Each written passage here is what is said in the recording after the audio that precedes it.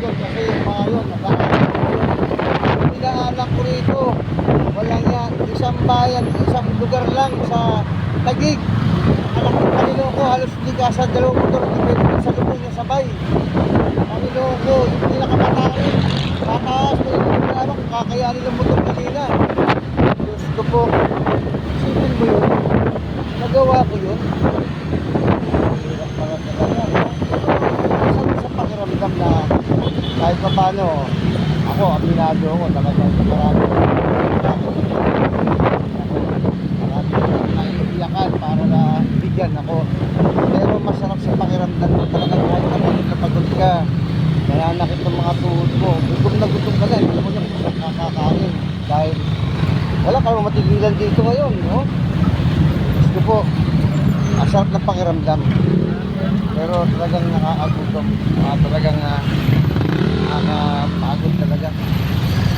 Tignan mo, samantalang tayo sa bar, pag maganda ang takbo ng bar, paupo-upo lang, pautos-utos lang, paayos-ayos lang ng mga problema, hindi ka pa naaarawan.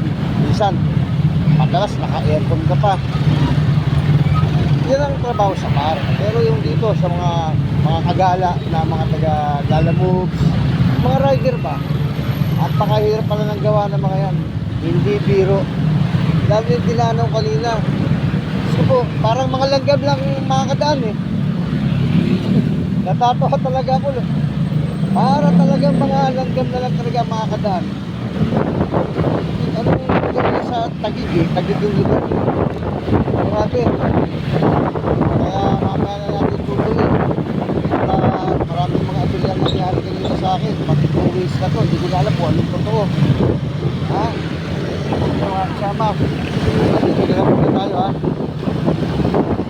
Hindi naman tayo ng lugar na pwede nating hintuan muna. Ako mamaya, nakasobra na naman ako. Umpisa ko na yung reels ko. Hirap na. Napakahirap eh. O kaya, sa ngayon, part 1 muna yan, ha? Part 1.